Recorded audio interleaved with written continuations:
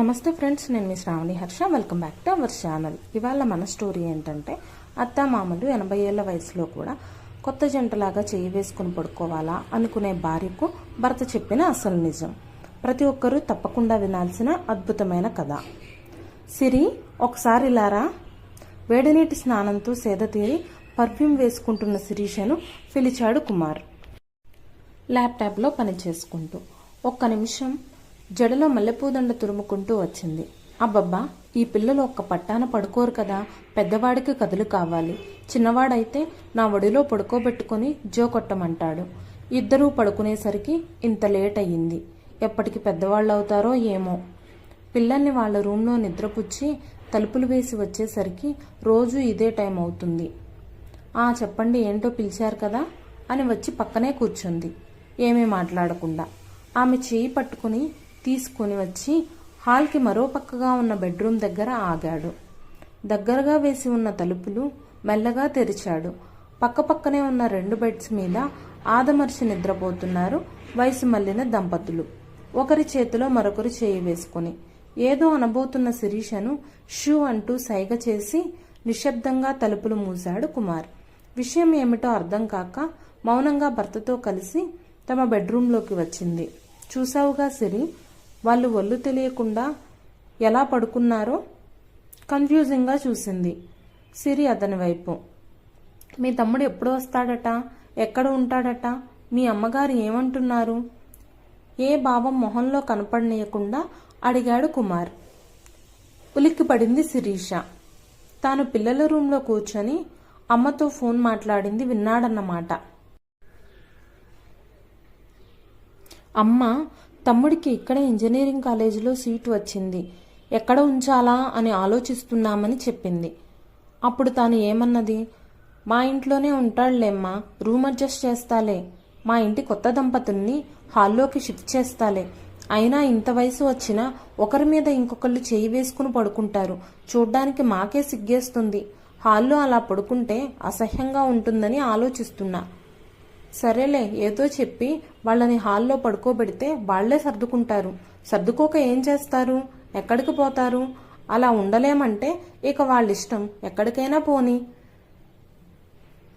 తను మాట్లాడిందంతా కుమార్ విన్నాడని అర్థం కాగానే కొంచెం గాబరాగా అనిపించినా మాట్లాడకుండా తలదించుకుంది సిరి. ఎక్కడో మా ఊర్లో ఉన్న తాతల నాటి ఇల్లు అమ్మించి ఇక్కడ 3 బెడ్రూమ్ల ఫ్లాట్ కొనుక్కునేదాకా సతాయించావు. సరే, వాళ్ళు ఎలాగో మన దగ్గర ఉండవలసిన వాళ్లే కదా అని వాళ్లకు ఇష్టం లేకున్నా అక్కడ ఇల్లు అమ్మించి ఇక్కడికి తీసుకువచ్చాను. మనం ఇక్కడ అద్దెలు కట్టుకోలేమని, సొంత ఇంట్లో ఉంటే మనకి ఖర్చు కలిసొస్తుందని వాళ్ళు ఒప్పుకున్నారు. వచ్చినప్పటి నుండి మనకు చాకరీ చేయడంలోనే మునిగిపోయారు. ఓపిక ఉన్నా లేకున్నా నువ్వు నేను పొద్దున్నే ఆఫీస్కెళ్ళి ఏ రాత్రో వచ్చేదాకా పిల్లల్ని కంటికి రెప్పలా కాచుకొని ఉంటారు.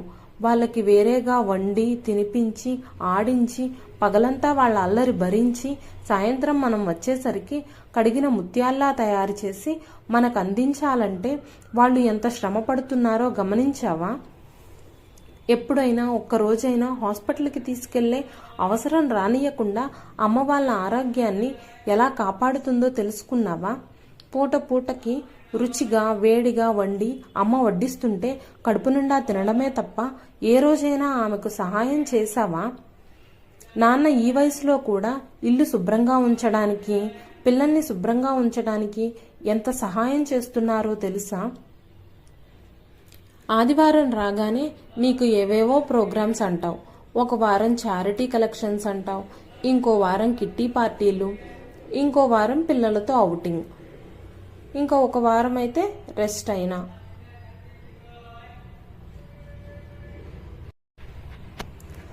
అయినా అమ్మ ఒక్కరోజు కూడా విసుక్కోలేదు.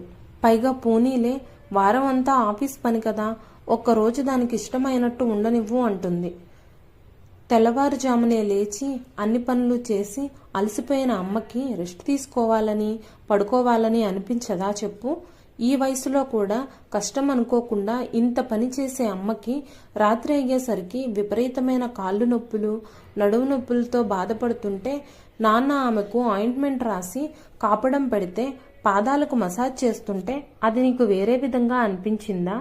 80 ఏళ్ల నాన్నకి రాత్రిపూట చాలాసార్లు బాత్రూంకి వెళ్లవలసి వస్తుంది. నిద్రమత్తులో ఒక్కోసారి తూలి పడిపోతుంటారు. అమ్మకి ఆయన గురించే భయం. తను నిద్రలో ఉండి ఆయన్ని సరిగ్గా చూసుకోలేకపోతానని అనుమానం. అందుకే ఆయన చెయ్యి పట్టుకుని పడుకుంటుంది, ఆయనతో పాటు మెలకువ రావడానికి. అది నీకు శృంగారంగా కనిపిస్తుందా? వయసు మళ్లిన ఇద్దరికి ఎవరి ముందు తమను విడిచి వెళ్లిపోతారు అని లోపల భయం. దానికి తోడు మనకి కూడా వాళ్లతో మాట్లాడడానికే టైం ఉండదు. అందుకే వాళ్ళిద్దరూ అలా ఒకరిని ఒకరు నీడగా ఉంటారు. అది కూడా నీకు తప్పుగా ఉంది. మీ తమ్ముడికి రూమ్ ఇవ్వడం కోసం వారిని ఇబ్బంది పెట్టొద్దు. కావాలంటే అతడి హాస్టల్ ఖర్చు మనమే ఇద్దాం. మనం కూడా కొన్ని సంవత్సరాల తర్వాత వాళ్ళ వయసుకు వస్తాం. మనకు అలాంటి పరిస్థితి వస్తే ఎలా ఉంటుందో ఊహించుకో. ముసలితనం తప్పేది కాదు, తప్పు కాదు. వాళ్ళ అవసరాలు వేరేగా ఉంటాయి. అవి తీర్చలేకపోతే నేను ఉన్నది ఎందుకు దండగా? ఇంకోసారి వాళ్ళని అవమానించేలాగా మాట్లాడితే నేను ఒప్పుకోను ఖచ్చితంగా చెప్పి బెడ్ మీదకి చేరుకున్నాడు కుమార్. ఈ స్టోరీ నచ్చితే లైక్ చేయండి. Thank you for watching.